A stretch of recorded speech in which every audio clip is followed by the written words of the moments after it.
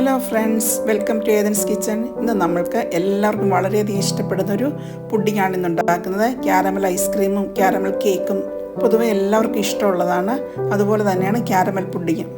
Caramel പുഡിങ്ങിന് വേണ്ടിയുള്ള പ്രളയൻ ആദ്യം നമുക്ക് ഉണ്ടാക്കാം. അതിനായിട്ട് ഒരു പാൻ അടുപ്പിൽ വെച്ചതിന് ശേഷം അതിലേക്ക് ഒരു 3 ടേബിൾ സ്പൂൺ പഞ്ചസാര ഇട്ട് മീഡിയം ഫ്ലെയിമിൽ പഞ്ചസാര ഉരുക്കിയെടുക്കാം. പഞ്ചസാര ഉരുക്കിയതിന് ശേഷം മാത്രം സ്പാച്ചിൽ ഉപയോഗിച്ച് ഇളക്കിയാൽ മതി. ലൈറ്റ് ഗോൾഡൻ ബ്രൗൺ ആകുമ്പോൾ നമുക്ക് ലോ ഫ്ലെയിമിലേക്ക് കൊണ്ടുവരാം.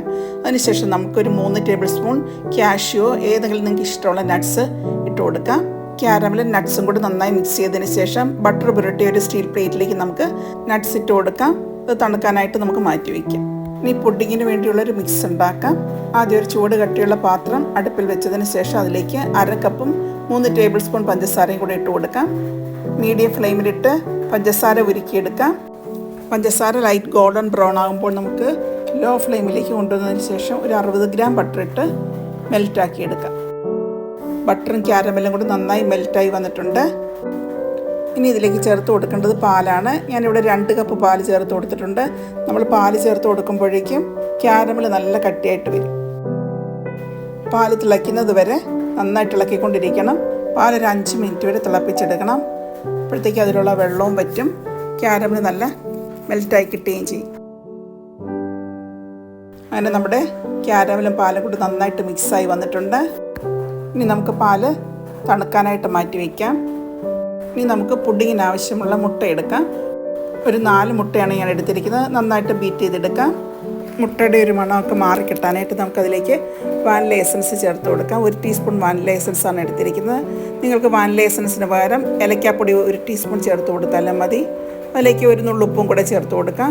എല്ലാം കൂടെ ചേർത്ത് നന്നായിട്ട് മിക്സ് ചെയ്തെടുക്കാം. പാല് തണുത്തതിന് ശേഷം നമുക്കതിലേക്ക് ബീറ്റ് ചെയ്ത് വെച്ചിരിക്കുന്ന മുട്ട കുറേശ്ശെയായിട്ട് ചേർത്ത് നന്നായിട്ട് ഇളക്കി കൊടുക്കണം. പാല് മുട്ട നന്നായി മിക്സ് ചെയ്തെടുത്തിട്ടുണ്ട്. ബട്ടർ ഉപയോഗിച്ച് ഗ്രീസ് ചെയ്ത് വെച്ചിരിക്കുന്ന പാത്രത്തിലേക്ക് പുഡിങ്ങിൻ്റെ മിക്സ് ഒരു അരിപ്പയിലൂടെ ഒഴിച്ചു കൊടുക്കാം. ഇനി നമുക്കിത് ആവിയിൽ വേവിച്ചെടുക്കാം. ആവിയിൽ വേവിച്ചെടുക്കാനായിട്ട് ഞാനൊരു അപ്പച്ചൻ പാണ് എടുത്തിരിക്കുന്നത്.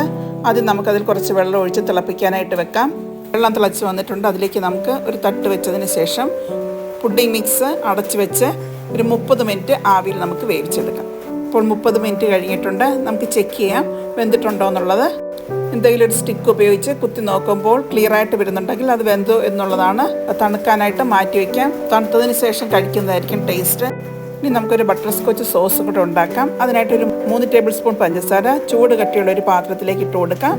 അത് നന്നായിട്ട് മെൽറ്റായി കഴിയുമ്പോഴേക്ക് 2 ടേബിൾ സ്പൂൺ ബട്ടറും കൂടെ ചേർത്ത് കൊടുക്കാം. ബട്ടറും ക്യാരമലും കൂടെ നന്നായിട്ട് മിക്സായി കഴിയുമ്പോൾ അതിലേക്ക് ഒരു 3 ടേബിൾ സ്പൂൺ പാലോ അല്ലെങ്കിൽ നിങ്ങൾക്ക് ഫ്രഷ് ക്രീമോ ഉപയോഗിക്കാവുന്നതാണ്.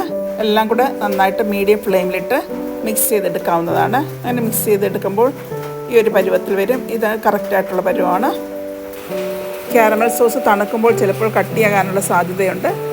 അങ്ങനെ കട്ടിയാവുകയാണെങ്കിൽ നമ്മൾ ചൂട് പാലോ അല്ലെങ്കിൽ 1 ടേബിൾ സ്പൂൺ വെള്ളമോ ഒഴിച്ച് ഒന്നും കൂടെ ഒന്ന് ചൂടാക്കി എടുത്താൽ മതി. കറക്റ്റ് പരുവത്തിലായി കിട്ടും. പുഡിങ് നന്നായി തണുത്ത് വന്നിട്ടുണ്ട്. ഇനി നമുക്കതൊരു പാത്രത്തിലേക്ക് മാറ്റാം. ആദ്യം നമുക്കതിൻ്റെ സൈഡൊക്കെ ഒന്ന് വിടുവിച്ച് കൊടുക്കാം. എന്നിട്ട് വേറൊരു പാത്രത്തിലേക്ക് മാറ്റി. നന്നായി വെന്ത് വന്നിട്ടുണ്ട്. നമുക്കതിന് മുകളിൽ കുറച്ച് ബട്ടർ സ്കോച്ച് സോസും കൂടെ ഒഴിച്ചു കൊടുക്കാം. ക്യാരമൽ സോസ് ഒഴിച്ചു കൊടുക്കുമ്പോൾ ഭയങ്കര ടേസ്റ്റാണ് ഇത് കഴിക്കാനായിട്ട്. ഇതിൻ്റെ സൈഡിലായിട്ട് നമുക്ക് കുറച്ച് പ്ലൈനും കൂടെ ഇട്ട് കൊടുക്കാം. പ്ലൈനിന് പകരം നിങ്ങൾക്ക് ഏതെങ്കിലും നട്ട്സ് റോസ്റ്റ് ചെയ്ത് പൊടിച്ചിട്ട് കൊടുത്താലും മതി. ഇനി നമുക്കിത് ഫ്രിഡ്ജിൽ 2 മണിക്കൂർ ചില്ല് ചെയ്യാനായിട്ട് വെക്കാം. അങ്ങനെ നമ്മുടെ ടേസ്റ്റി ആയിട്ടുള്ള ബട്ടർ സ്കോച്ച് പുഡിംഗ് തയ്യാറായി. എല്ലാവരും ട്രൈ ചെയ്യുക. എന്തെങ്കിലും ഫെസ്റ്റിവൽസിനും ഗസ്റ്റ് വരുമ്പോഴൊക്കെ നമുക്ക് ഉണ്ടാക്കാൻ പറ്റിയൊരു ഡിഷാണ്. എല്ലാവരും ട്രൈ ചെയ്യുക. ഫീഡ്ബാക്ക് അറിയിക്കുക. Thank you for watching.